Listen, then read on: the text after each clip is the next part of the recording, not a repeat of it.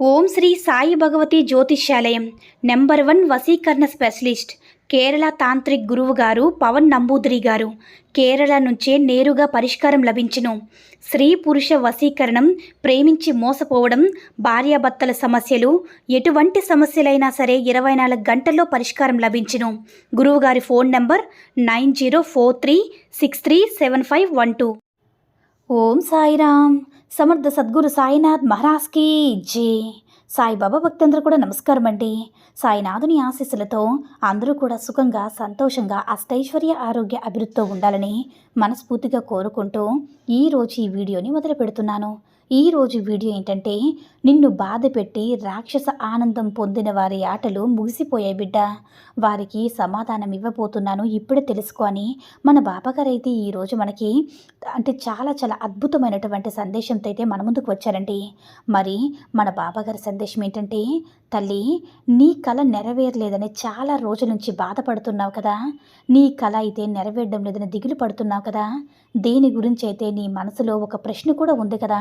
ఆ ప్రశ్నకు తగిన సమాధానం ఇవ్వబోతున్నాను. కాబట్టి కాస్త మనసు పెట్టి విను. ఈరోజు నేను చెప్పే ప్రతి మాట కూడా నీ జీవితానికి చాలా ముఖ్యం కాబట్టి ఇంతగా చెప్తున్నాను తల్లి. నువ్వు ఎక్కువగా తల్లడిల్లిపోతూ ఉన్నావు కదా.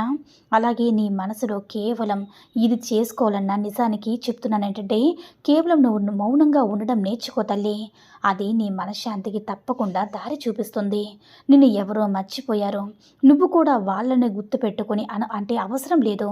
నువ్వు కూడా వాళ్ళ గురించి మర్చిపో. అది నీకు సంబంధించినటువంటి దగ్గర బంధువైనా ఏదైనా సరే, జీవితంలో ప్రధానమైనటువంటి బంధం. కానీ వాళ్ళు నిన్ను మర్చిపోతే నువ్వు కూడా మర్చిపోవాలి కదా. ఎవరైనా సరే నువ్వు వదిలి వెళ్ళిపోయినా సరే అంత దూరం కూడా నువ్వు వాళ్ళ కోసం పాకులాడడం చేయకూడదు తల్లి. ఎందుకంటే అలా ఉండడంలో కూడా అర్థం లేదు కాబట్టి వారు నిన్ను విడిచి వెళ్ళిపోయారు, అలాగే నిన్ను మర్చిపోయారు. మరి ఆ బంధం కోసం ఎందుకమ్మా అలా ఆలోచిస్తున్నావు? ఇలా పిచ్చిదానిలాగా, పిచ్చివాళ్ళలాగా మిగిలిపోతావా? నిన్ను మోసం చేసిన వారి గురించి నువ్వు ఎందుకు ఇలా వాపోతున్నావు? నువ్వు ఎవరిని కూడా మోసం చేయలేదు. కానీ నువ్వు చాలా నిజాయితీగా ఉండు, ప్రేమను పంచు. నిజాయితీగా నీ మనసులో ఉన్న మాటలు ఎదుటి వ్యక్తికి చెప్పావు కదా. అందరికీ కూడా సమానమైనటువంటి దాన్ని చూపెట్టావు. నీ ద్వారా లబ్ధి పొందిన వారు నిన్ను మర్చిపోయి నిన్ను దూరం పెట్టారు. కానీ వారి గురించి నువ్వు ఎందుకు ఆలోచిస్తున్నావు? మానవ జన్మ ఎత్తిన తర్వాత ప్రతి ఒక్కరూ కూడా అలానే ఉంటారని చెప్పి అనుకోకూడదు. అలాగే ప్రతి ఒక్కరూ కూడా మంచి వాళ్ళ ఉంటారని ఆలోచించకు. మనం ఎంతలో ఉండాలని అనుకుంటున్నారో అంతలోనే ఉండాలి. ఎవరిపై ఎక్కువగా ఆశలు పెట్టుకోకూడదు, ఎవరిని ఎక్కువగా నమ్మకూడదు. నిన్ను నువ్వు నమ్మకో. అలాగే వేరే సమస్యలో నువ్వు చాలా రోజులకి వేరే సమస్యలు ఎవరికి కూడా అసలు తలదూర్చవద్దు. నీ తల మీద అది కూర్చుంటుంది కాబట్టి వేరే సమస్యలో అసలు దరిదాపుల్లో కూడా వెళ్ళనివ్వకు తల్లి. ఇప్పుడు ఎవరైనా సరే 4 మాటలు చెప్పి మభ్యపెట్టి అన్ని విషయాల్లో కూడా నేను అందలం ఎక్కిస్తారు. అలాంటప్పుడు నువ్వు వాళ్ళని ఏ విధంగా తీసుకోవాలి?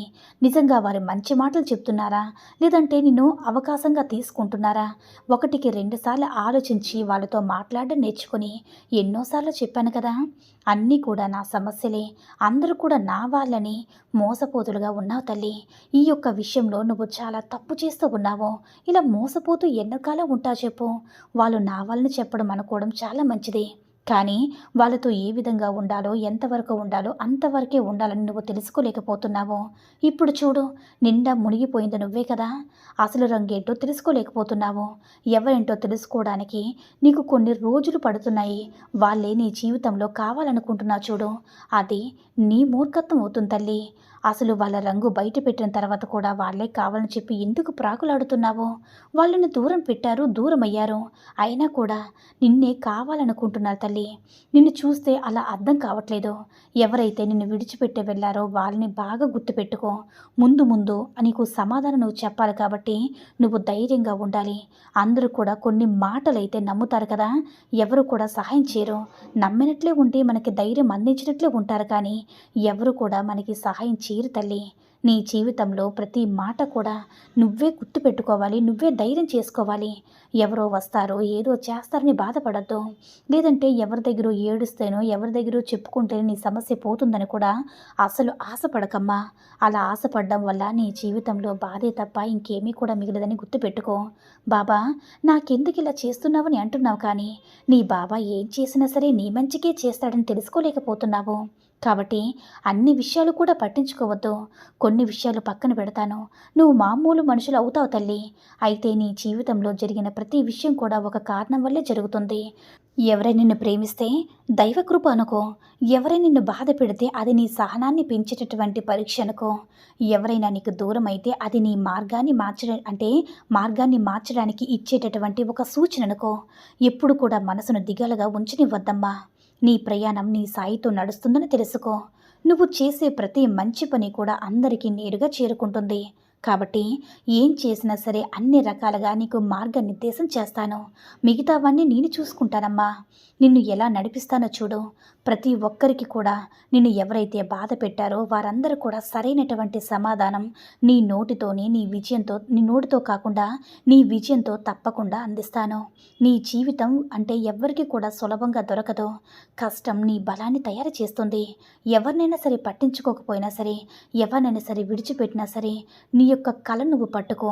ఎందుకంటే ఈరోజు నిన్ను నవ్వించేవారు రేపు నీ విజయానికి తప్పకుండా చప్పట్లు కొడతారు. పడిపోవడం అనేది అసలు ఓటమి కాదు. లేచి నిలబడిపోవడం అనేది ఓటమి తల్లి. ఇది నువ్వు గుర్తుంచుకో. ఈ రోజు నుంచే నీకు అన్ని రకాలుగా మార్గాన్ని నేను చూపిస్తానమ్మా. నువ్వు ఎంచుకున్నటువంటి ప్రతి మార్గం కూడా సునాయాసం కాదు అని మన బాబాగారైతే ఈరోజు మనకి చాలా అంటే చాలా అద్భుతమైనటువంటి సందేశాన్ని అయితే అందించారండి. సాయి మహిమల ద్వారా వచ్చిన ఈ సందేశం మీ అందరూ కూడా నచ్చిందని అనుకుంటున్నాను. ఈ వీడియో కనుక నచ్చినట్లయితే మరికొంతమంది బాబా భక్తులకు రీచ్ చేయాలా షేర్ చేసి లైక్ చేయండి. అలాగే మరిన్ని వీడియోస్ కోసం మన ఛానల్ని సబ్స్క్రైబ్ చేసుకొని మాకు మరింతగా సపోర్ట్ చేయండి. ధన్యవాదములు.